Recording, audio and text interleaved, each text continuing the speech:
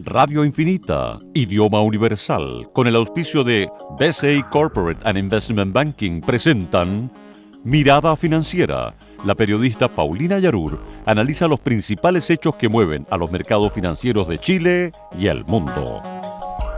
¿Cómo están? 2 de la tarde en punto y comenzamos una nueva mirada financiera aquí en Radio Infinita. Hoy es miércoles 18 de noviembre de este 2015. ¿Y quién me acompaña? Mi panelista de los días miércoles, Alejandro Alarcón, profesor y economista, por supuesto, de la Universidad de Chile. ¿Cómo estás, Alejandro? Bienvenido. Hola, Paulina, de vuelta. Vamos a hablar de Argentina. Sí, por supuesto. Me imagino que traes algunas cosas para comentar en esa semana de viaje. ¿No es cierto? Estamos... ¿A cuánto? A menos de 7 días para el balotaje de Argentina y se dice que Macri gana, ¿sí o no? Sí, yo traigo cifras y se las vamos a dar a los auditores y auditoras y Macri gana.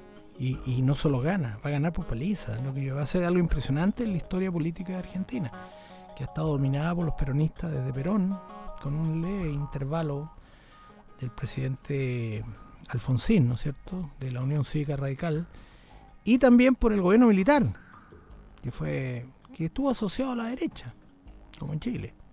No sé por qué van a matar. Bueno, vamos a hablar de la economía de Argentina. La verdad que el nuevo presidente tendría muchos desafíos, pero antes lo que ustedes están esperando, lo que nuestros auditores esperan a esta hora, que son los indicadores. ¿Cómo han estado los mercados? Y nos vamos con el Nikkei de Japón, que hoy día estuvo al alza, un 0,09%. El que sí bajó fue el Hang Seng de Hong Kong, en un 0,34%. Shanghái abajo también, 1,14%. Europa, los resultados bastante dispares, pero más bien a la baja. Tenemos el FTSE 100 de Londres que crece un 0,16%, el CAC 40 de París a la baja, un 0,62%, el DAX alemán un 0,10% al alza, el IBEX 35 de España un 0,97% a la baja.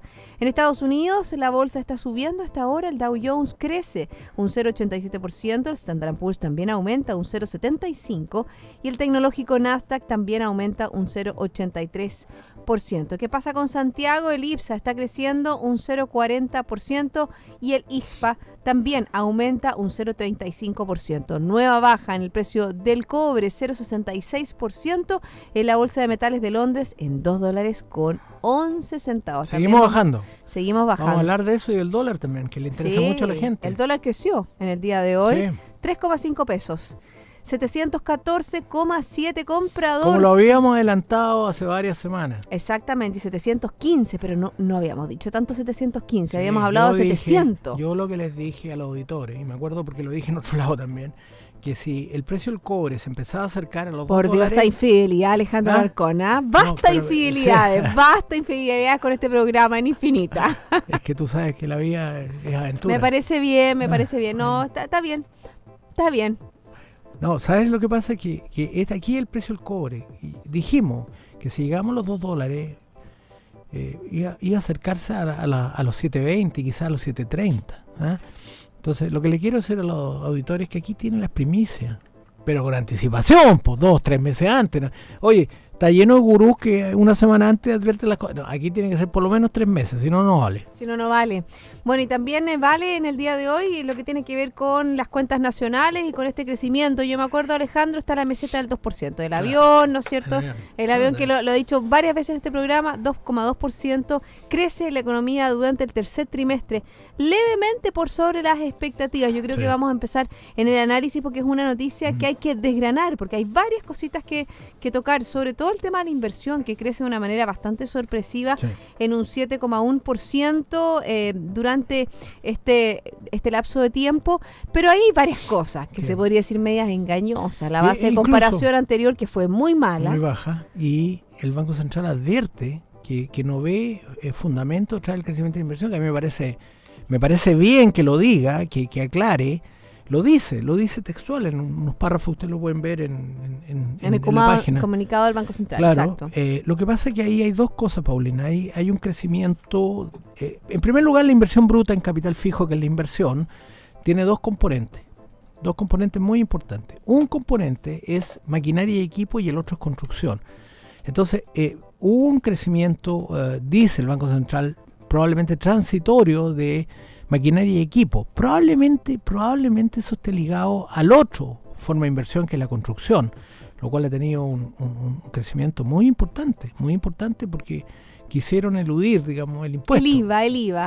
Pero, el efecto pero IVA. yo creo que salió la gata capá porque creció tanto, nos llenamos tanto de camiones, los camiones que andan por la zona oriente de Santiago, que uno va siempre detrás del camión y no se atreve a pasar porque le pegan un chancagazo. Pero, Y como rompen las calles, ¿no? y rompe Hay que las calles. decirlo. Entonces va la construcción para arriba muy fuerte con el objeto de eludir ese impuesto, de evitar que se pague el impuesto, y se produce una demanda tan fuerte que subieron los precios. Exactamente, o sea, uno La que- dice, pero que, la verdad La que gata capá, decía mi abuelita. a lo mejor hubiera sido esperar y no importa que suba un poco los impuestos del IVA y sale más barato si baja el precio Claro, de las viviendas. Claro, o sea, lo que creo es que no se debería haber eliminado ese IVA, porque eso es claramente un incentivo. Provocó este efecto con lo que uno puede predecir que los precios de los bienes raíces del año 15 al año 16 van a bajar un poquito, pero no tan grande. Entonces siguen habiendo otros factores que explican el interés de comprarse un bien raíz. Y Fíjate que, y dentro de los que son los bienes raíces, Alejandro, también hay un tema que tiene que ver con la seguridad. Ha aumentado mucho más de precio los departamentos que las casas. claro. Y ahí vemos un poco las ofertas como van en esa misma línea. También analizando la inversión, por ejemplo, si uno ve la torta de inversión para ya el próximo año, los proyectos, hay un poco se va a cambiar la construcción, va a seguir, ¿no es cierto?, el 2016, pero ya empieza a crecer. No, yo creo que va a disminuir bastante la construcción. Pero está dentro del componente, porque ya la minería se va sea, abajo, claro. muchísimo. ¿Sabes por qué? Porque hay sobreoferta. Con este fenómeno también se produjo una acumulación de stocks que va a tener que disminuir lentamente.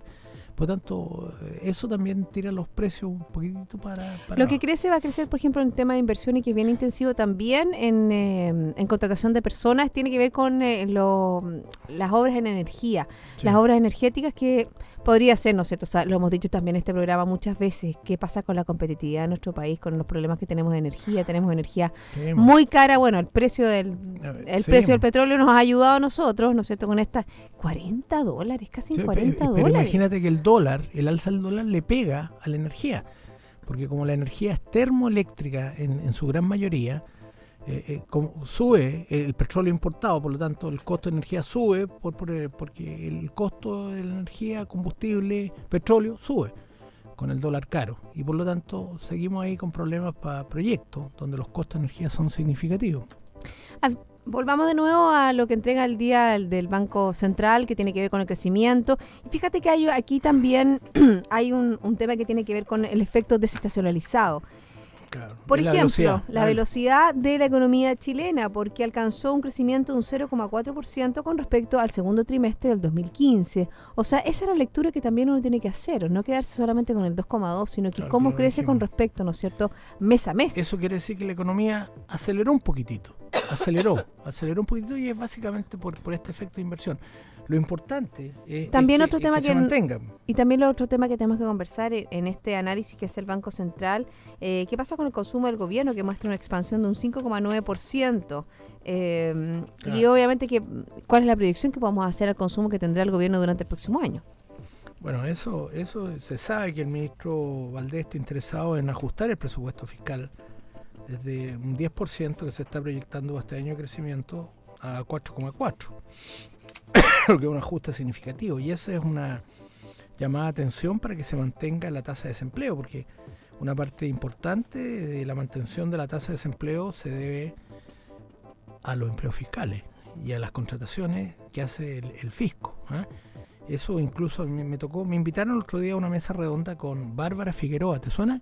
Sí, claro, presidenta de la CUT. Claro, me invitaron, así que fui a decir varias cosas. Ojalá. Ella, a mí me parece una persona que es absolutamente transparente.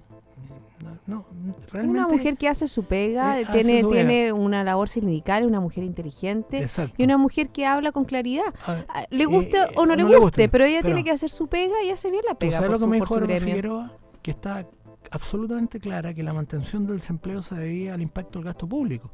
Lo que me sorprendió, porque si hubiera tenido una ideología cerrada, la tiene sin duda, pero si hubiera sido cerrada, me habría dicho, no, que la economía está manteniendo el desempleo, que es un cuento de los empresarios, que la tasa de... Pero la tasa de desempleo va a aumentar, Va a aumentar cuando Lo que pasa es que todavía no sabemos sabemos el cuándo, pero ya sabemos, ¿no es cierto?, que el ministro Valdés habla de un ajuste para el próximo Sí. año del gasto fiscal.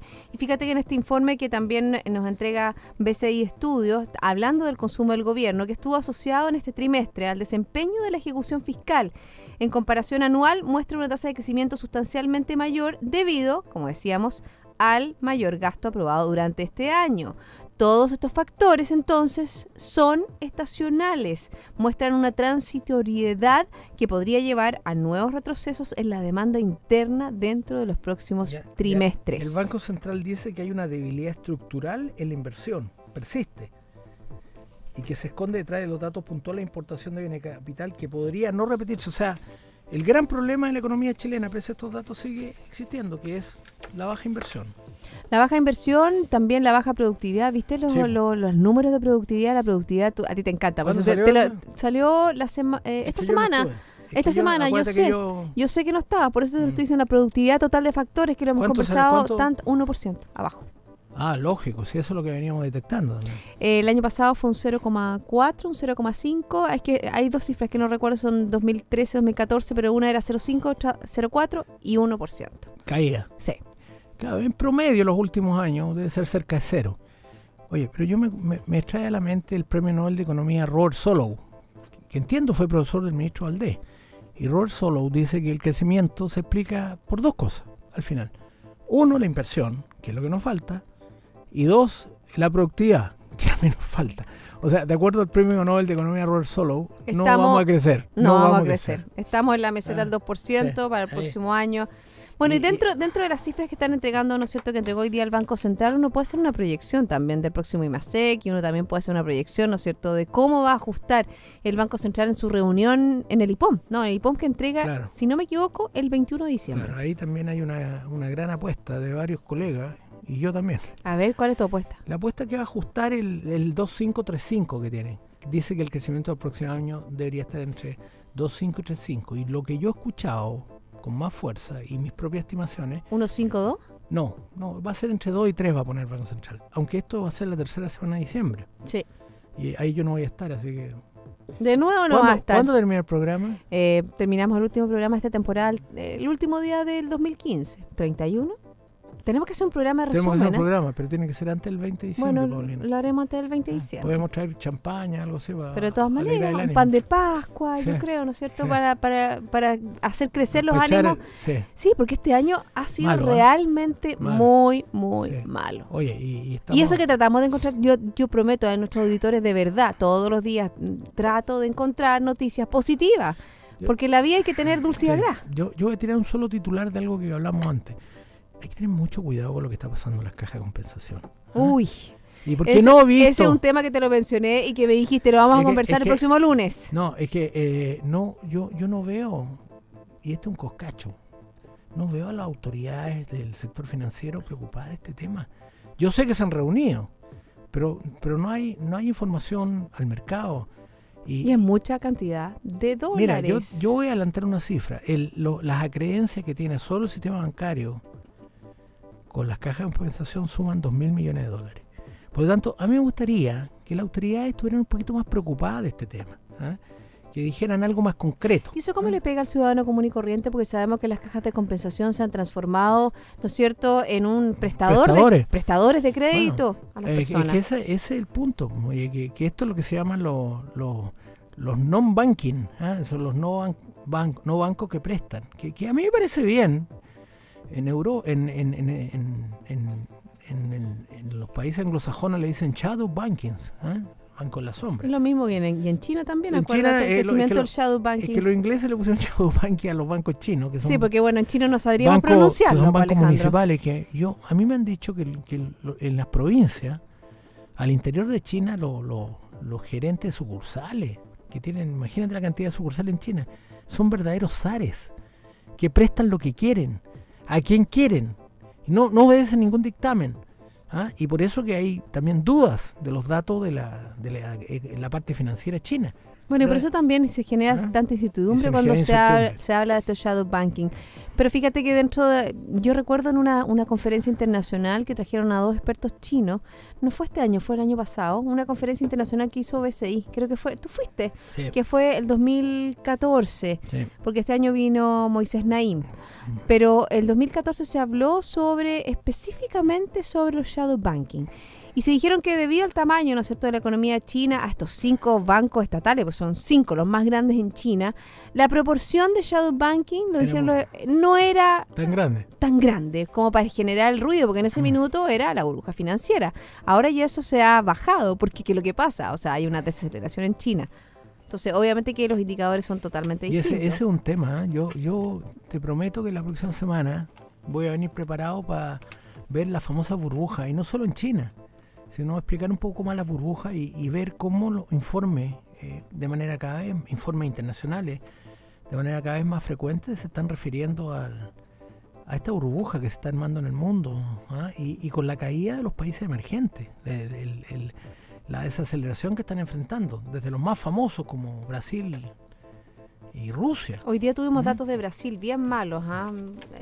Hablan de la actividad económica de septiembre, cae nuevamente, aunque la verdad que cayó. ¿Cuánto cayó? Disminuyó un 0,5%, una caída menor a lo esperada y al mes previo. El promedio del tercer trimestre del 2015 observó una caída de un 1,4% respecto al trimestre previo, cifra algo menor, ¿no es cierto?, de la caída de 2,1%. La recesión del segundo trimestre del 2015. Igual es fuerte en Brasil. Y ese tema a mí me deja preocupado, fíjate, porque acá en Chile deberíamos tener clara conciencia del impacto que puede tener una desaceleración global en el mundo. Yo no quiero asustar a nadie, pero crecer muy bajo es muy peligroso. Es muy peligroso. Ahí está el famoso tema del avión. Crecer 2% es exactamente equivalente a un avión que va a ras de suelo, que va volando. Pero al primer chancacazo que venga al exterior, nos vamos a estrellar. Y eso va a ser muy malo. Bueno, el informe ese que estás leyendo, que me dijiste que íbamos a comentar, tenemos 2 cosas interesantes para comentar la próxima semana. Primero lo de la Araucana y también ese informe internacional. Te lo voy a cobrar, sí, Alejandro. Sí. Vámonos a la pausa. Muy bien. Es momento de hacer una pausa. Y yo les quiero comentar que BCI Corporate Investment Banking ofrece soluciones en corretaje de bolsa, Miami Branch, securitizadora, banca privada, sales and trading, finanzas corporativas y asset management a través de un solo ejecutivo de relación. Ya volvemos. Hay más. Mirada Financiera.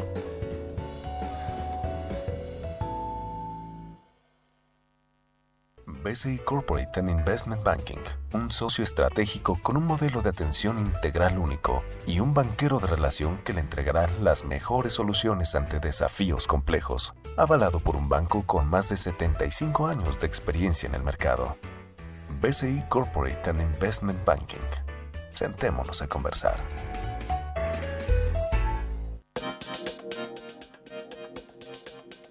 Ya estamos de vuelta y les quiero comentar que en sus decisiones financieras, BCI Corporate and Investment Banking está junto a usted con un modelo de atención integral único que aporta valor y una ejecución distintiva. Hoy es miércoles, así es que estoy conversando con Alejandro Alarcón, economista y profesor de la Universidad de Chile.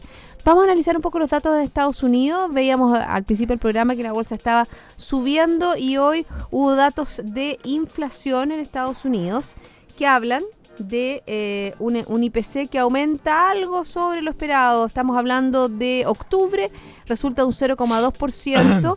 El IPC subyacente se mantendría en un 1,9%. Recordemos que la meta de la FED es 2%.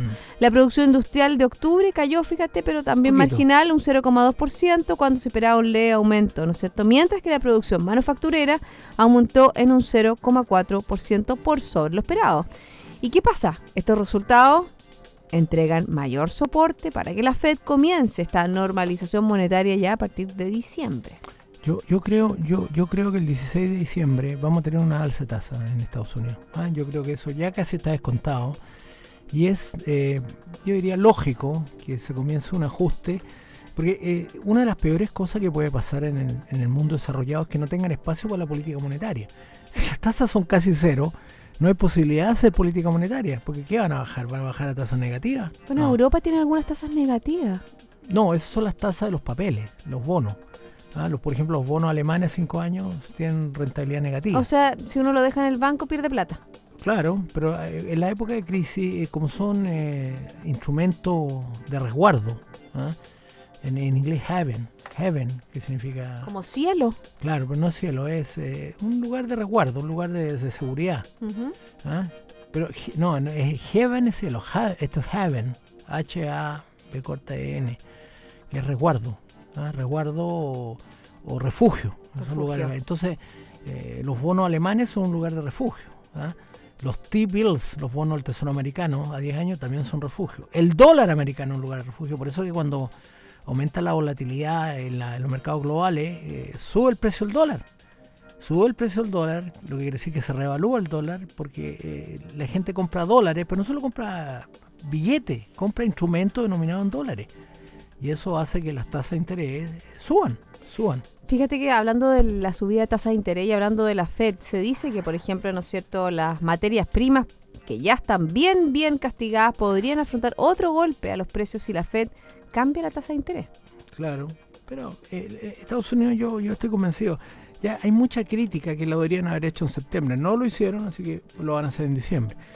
Oye, hablemos argentino, ¿no? Vamos a Argentina. Sí, de todas maneras, si no se nos va a ir el programa. Y la verdad que... Estuve casi una semana en Argentina y por lo tanto una semana tú te das cuenta, conversé con mucha gente.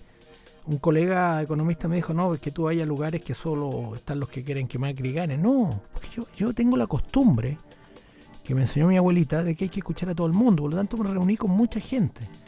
Obviamente hablé con los taxistas, obviamente hablé con los mozos en los restaurantes, en los cafés. Y el sentimiento ¿cuál es el sentimiento? El ¿Cómo lo sentimiento es percibe? contra Cristina Kirchner, eso es claro. Y al señor Scioli lo ven como un continuismo. Me dijo un argentino, estamos podridos. Entonces, es una expresión argentina, dice, escúchame. No escúchame, escúchame. Estamos podridos. Entonces, como están podridos, van a hacer ganar la elección a Macri por una ventaja impresionante. Yo cuando llegué a Argentina el miércoles pasado pensaba que iba a ser muy estrecho, pero me fui convenciendo con las conversaciones, con la investigación que hice, que esta cosa se iba ampliando. Y el domingo, cuando fue el famoso debate... ¿Lo viste? Sí. ¿Qué te pareció? Bueno, las redes sociales fueron categóricas. La pregunta era, ¿quién piensa que ganó el debate? Y la gente, sobre un universo más o menos aleatorio, de casi 5.000 personas, el 80% piensa que ganó Macri. Entonces, si a eso le suma que en la primera vuelta la coalición de Macri ganó en la provincia de Buenos Aires, que ganó en Córdoba, que ganó en Santa Fe, llega que los grandes centros urbanos Macri ganó por mucha mayoría. Por lo tanto, voy a hacer mi pronóstico y les cobro la semana pasada. No hay 8 puntos de ventaja, tú dices que es más porque hay algunos que hablan de... Mira, más que de los 8 puntos, yo pienso que Macri puede llegar al 54-55% de los votos. Por lo tanto, si Scioli queda entre 40 y 45 para dar los 100, sería entre 10 y 15 diferencia, lo que sería realmente la derrota más aplastante del peronismo en toda su historia. Como decíamos, el peronismo ha dominado la política argentina, sí, y lo que se llama el Partido Justicialista desde la época de Menem, después un pequeño intervalo con alguien, no tengo un recuerdo. Pero el esquema ha sido, la verdad que el esquema económico, por ejemplo, ha sido fuertemente estatista. Sí, y obviamente y si de ganar, ¿no es cierto?, Macri, el libre mercado, tendrá una oportunidad. Yo creo que Macri trae ideas nuevas. A mí me gustaría, y aquí sigo con los coscorrones, que en Chile hubiera una oposición de centro, vamos a decir, derecha, liberal, pluralista, abierta. Yo creo que me convencí con la visita argentina que mucho la responsabilidad de que este gobierno no tenga una oposición real es culpa de la oposición. Porque en Argentina, Macri primero salió presidente de la ciudad, que es alcalde de la ciudad, de Buenos Aires, lo que le llaman capital federal, y poco a poco fue ganando su espacio. Exactamente, porque hizo un trabajo de joyería. Claro. Eso fue un trabajo bien hecho, entonces obviamente eso se puede extrapolar a lo que podría ser, ¿no es cierto?, ordenar lo que son la economía de Argentina, que a todas luces, ¿no es cierto? Aunque no tengamos la cifra, porque la verdad que nadie le cree mucho a las cifras de inflación o de crecimiento que puede tener Argentina, sin lugar a dudas, ¿no es cierto? Hace falta un orden. Un orden, un aire nuevo, un aire en el fondo que a mí me impresionó mucho en el debate cuando hablaban sobre el tema de las exportaciones, cuando hablaban sobre el tema del el peso argentino. Ese es el gran tema. El gran problema. El debate lo han tratado de conducir los peronistas, Scioli, a decirle a la gente que van a perder todos sus beneficios, van a perder los subsidios. Pero tú no puedes conducir un país sobre la base que te tengo a punta de subsidios, porque si al final los desajustes son tan grandes, la inflación se desboca. En Argentina, yo creo que la inflación real debe ser cerca del 30%. Bueno, tuviste los precios en Argentina, sí, ¿no? Los precios, fíjate ¿Cómo se que veía? es más barato por la devaluación, porque uno si lo calcula, el tipo de cambio que vocean los expertos cambiarios de la calle Florida, cambio, sí, a esos precios, 15 pesos por dólar, realmente sale muy conveniente comer en Argentina. ¿Para qué decir andar en taxi? Es baratísimo. Las cosas de cuero, los zapatos, las botas de mujer, muy barato. Ya no sigas tentando Entonces, a los pobres que no pudimos viajar a Argentina y comprar los zapatos de cuero, las botas, ir a comer un buen bife de chorizo. Sí, eso los argentinos siguen siendo top. Y mira... y el helado dulce de leche. Y el helado dulce de leche, Fredo, que está lleno de Fredo. Pero, en fin, yo creo que el ajuste cambiario, flotar el dólar va a ser muy necesario, y abrir la cuenta capitales, que son hermanos gemelos. Bueno, ahí están los desafíos, ¿no es cierto?, que tiene Argentina, principalmente, lo dijiste tú, es la escasez de moneda extranjera. Claro. Y también otra cosa que no se ha dicho, el pago de los conocidos bonos buitres. Sí, bueno, yo creo que si abren la cuenta capitales y liberan el dólar, va a haber mucho más interés de inversionistas de fluir. Y Argentina se va a llenar de capitales, que va a ayudar al crecimiento. Bueno, tú lo dijiste, que hay mucho interés de muchos chilenos en Sí, estar en Argentina. Yo he conversado, yo conozco gente que está interesada en ir a Argentina, porque en Argentina la industria de servicios es muy importante. ¿Te acuerdas que teníamos Cencosud muy fuerte en Argentina? Claro. Y que después, obviamente, que retiró sus posiciones, por supuesto, cuando vio, ¿no es cierto?, que el escenario era cada vez peor. Claro, pero telecomunicaciones es muy bueno Argentina y va a mejorar. Todo lo que es restaurantes, todo lo que es servicios profesionales. Necesitan gente calificada. O sea, Argentina se abre como una gran fuente de oportunidades si gana Macri. Y yo creo que va a ganar, y por mucho. Bueno, en eso, como tú decías, también hay desafíos tecnológicos en Argentina, ¿no es cierto? Hay un gran cúmulo de emprendedores, ¿no es cierto? Pero obviamente que hay que focalizarlos en lo que necesita el país para su desarrollo. Entonces, servicios financieros, servicios también de estudio, ¿no es cierto? Que entreguen datos fidedignos al mundo, porque un poco ese es el tema, si nadie le cree. Es lo que está pasando con China, fíjate, que cada vez más... China es lo mismo, China busca lo mismo. Dice, crecimos 6,9%, y dice, ¿crecimos 6,9%? No me están cuadrando, el olfato me dice otra cosa, lo hemos conversado aquí. Sí, cuando tú dices que el crecimiento argentino a ti te huele que está más cerca de 6, incluso menos que el crecimiento que los reportes para China los reportes independientes dan un promedio de 5%, bastante por abajo del casi 7% que China le informa al Fondo Monetario Internacional, y que es lo que creo que ha generado mucha incertidumbre sobre las reales perspectivas de China y el impacto en el cobre. Oye, y podría ser peor, porque un montón de países, junto con las mineras norteamericanas, las mineras australianas, han un poco sostenido el precio del cobre en estos niveles, porque han acortado la producción. Exactamente, han acortado la producción y podría haber sido mucho peor. Mucho peor. ¿Y cómo se ve si ya toca la barrera de los $2? Los expertos están diciendo que por lo menos hasta el año 18 no va a haber un repunte del cobre. Y incluso unido a eso hay informes de bancos europeos que dan un dólar bastante más alto en Chile que el que nosotros estamos diciendo. Y lo dan cercano a los 755 pesos. Pero yo por el momento mantengo mi predicción que próximamente va a estar en los 720, 730. Para que Fíjate que ahí estaba un poco las declaraciones hoy día del presidente de Codelco, Óscar Landerreche, que ratificó la proyección que deberán enfrentar el ajuste a la baja en el precio del cobre, que durará entre 2 y 3 años más. Sí, eso es lo que yo he escuchado Entonces también. ahí está el ajuste que tiene que hacer Codelco, un ajuste muy, muy Empezó a importante. hacerlo, Empezó a hacerlo. Ha despedido bastante gente. Exactamente. Alejandro, 1.000.000 de gracias por haberme Gracias, acompañado Paulina. en el día de hoy. Tenemos harta agenda para la próxima semana. Gracias, Paulina.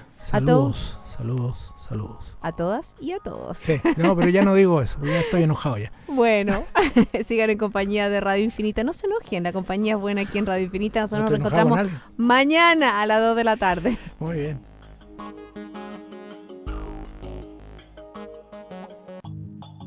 Radio Infinita, idioma universal, con el auspicio de BCI Corporate and Investment Banking, presentaron Mirada Financiera, el análisis de los principales hechos que mueven a los mercados financieros de Chile y el mundo.